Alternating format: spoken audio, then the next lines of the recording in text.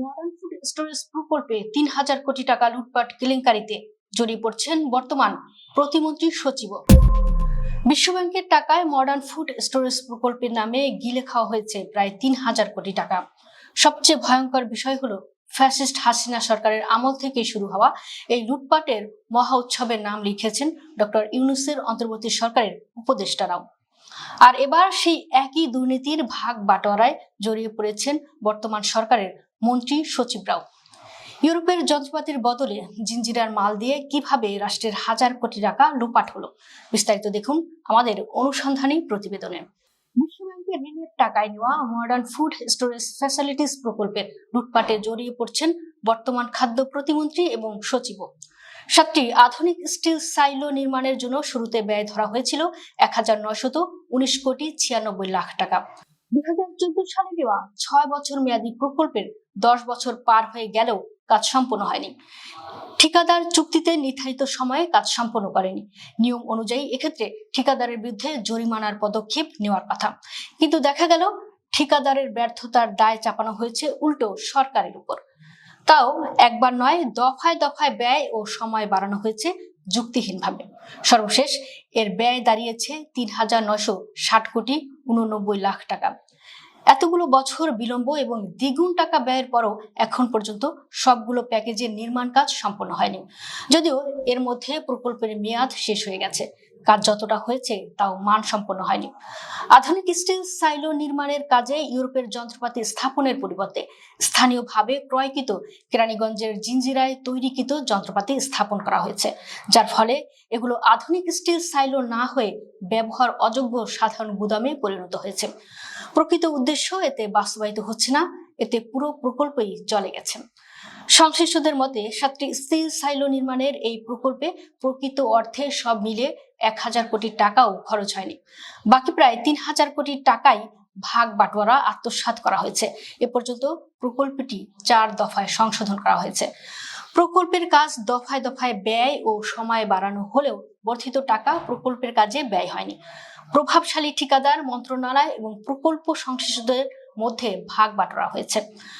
অবাক ব্যাপার হলো, শুধু ফ্যাসিস্ট লুটেরা হাসিনা সরকারের মন্ত্রী এবং কর্মকর্তাই নন, শেষ মুহূর্তে এই ভাগ বাটোয়ারায় শরিক হয়েছেন অন্তর্বর্তী সরকারের উপদেষ্টা, সচিব সহ দায়িত্বশীল ব্যক্তিরাও।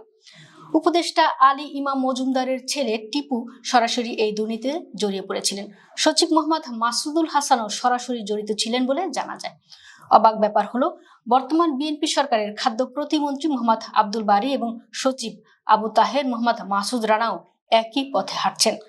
দুর্নীতি লুটপাটের ঘটনা উদ্ঘাটিত হওয়ার পর তদন্ত কমিটির সুপারিশ অনুযায়ী এরা পদক্ষেপ নেননি, বরং মোটা অঙ্কের ভাগ বাটোয়ারার বিনিময়ে এই প্রতিমন্ত্রী ও সচিব অতীতের দুর্নীতি ধামাচাপা দেওয়ার ব্যবস্থা করছেন।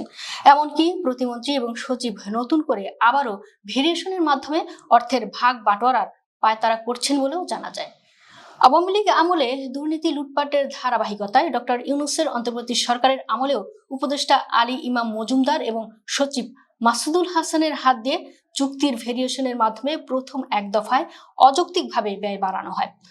সরকারের ক্রয় নীতিমালা লঙ্ঘন করে পরিকল্পনা কমিশনের অনুমোদন বা প্রকল্পের ডিপিপি সংশোধন ছাড়াই সর্বশেষ গত বছরের অক্টোবরে দ্বিতীয় দফায় ভেরিয়েশনের প্রাক্কালে সাপ্তাহিক শীর্ষ কাগজ ও শীর্ষনিউজ.com-এ এ বিষয়ে প্রতিবেদন প্রকাশিত হয়। ফলে দ্বিতীয় ভেরিয়েশনের প্রস্তাবটি মন্ত্রিসভা কমিটি থেকে ফিরিয়ে আনতে বাধ্য হন উপদেষ্টা আলী ইমাম মজুমদার। কারণ আইন কানুন লঙ্ঘনের কারণে পরবর্তীতে আলী ইমাম মজুমদার সহ ক্রয় সংক্রান্ত মন্ত্রিসভা কমিটির সদস্যদের প্রত্যেককেই দুর্নীতির মামলায় ফেঁসে যাওয়ার আশঙ্কা ছিল। ভেরিয়েশন প্রস্তাবের এই অনিয়ম বিষয়ে তখন সরকারের উচ্চ পর্যায়ের নির্দেশে একটি তদন্ত কমিটি গঠন করা হয়। এটি ছিল খুলনার মহেশ্বর পাশা সাইলোর ভেরিয়েশন। খাদ্য মন্ত্রণালয়ের তখনকার অতিরিক্ত সচিব মোহাম্মদ ইয়াসিনের নেতৃত্বে গঠিত 4 সদস্যের ওই তদন্ত কমিটি ভয়াবহ অনিয়মের প্রমাণ পায়। কমিটি 9 নভেম্বর 2025 তদন্ত প্রতিবেদন দাখিল করে, কিন্তু কমিটির পর্যবেক্ষণে যেসব ভয়াবহ অনিয়ম দুর্নীতির তথ্য বেরিয়ে এসেছে এবং কমিটি যেসব সুপারিশ বা মতামত পেশ করেছে, এর কোনোটি এখন পর্যন্ত বাস্তবায়িত হয়নি। উপদেষ্টা আলী ইমাম মজুমদার এবং সচিব মাসুদুল হাসান যেহেতু নিজেরা সরাসরি ওই অপকর্মে জড়িত ছিলেন, তাই তাদের পক্ষে কমিটির পর্যবেক্ষণ ও সুপারিশ বাস্তবায়ন করা সম্ভব ছিল না। এদিকে নতুন বিএনপি সরকার গঠিত হওয়ার পর চট্টগ্রাম ও আশুগঞ্জ সাইলোর নির্মাণ কাজ নির্ধারিত সময় সমাপ্ত না হওয়ার কারণসমূহ উদ্ঘাটন এবং দায় দায়িত্ব নিরূপণের লক্ষ্যে খাদ্য মন্ত্রণালয়ের যুগ্ম সচিব মোহাম্মদ মনির হোসেনের নেতৃত্বে 5 সদস্যের একটি তদন্ত কমিটি গঠন করা হয়। খাদ্যমন্ত্রী মোহাম্মদ আমিনুর রশিদ, যিনি হাজী ইয়াসিন নামে পরিচিত, বর্তমানে খাদ্য মন্ত্রণালয়ের দায়িত্বে নেই, এর হাত দিয়ে 26 ফেব্রুয়ারি 2026 এই তদন্ত কমিটি গঠিত হয়। তদন্ত প্রতিবেদনে উঠে আসে ভয়াবহ অনিয়মের চিত্র, তবে এটা আংশিক, কারণ অনিয়ম দুর্নীতি উদ্ঘাটনের কোনো বিষয় ছিল না এই কমিটির কার্যপরিধিতে। কমিটিকে শুধুমাত্র বলা হয়েছিল নির্মাণ কাজ নির্ধারিত সময়ে সমাপ্ত না হওয়ার কারণ উদ্ঘাটন এবং দায়িত্ব নিরূপণ করার জন্য। কমিটিকে সময় দেওয়া হয়েছিল অত্যন্ত সীমিত। তাছাড়া 7টি সাইলোর মধ্যে মাত্র 2টির বিলম্বের কারণ উদ্ঘাটনের দায়িত্ব ছিল কমিটির। এই 2টি সাইলোর বিলম্বের কারণ উদ্ঘাটন করতে গিয়ে কমিটি নানা ধরনের ভয়াবহ অনিয়মের তথ্য পেয়েছে। প্রকল্পের এই ভয়াবহ লুটপাট ও জালিয়াতি নিয়ে গঠিত তদন্ত কমিটি আসলে কি পেয়েছিল? কারা ছিল এই দুর্নীতির মূল হোতা? জানতে চোখ রাখুন আগামী পর্বে।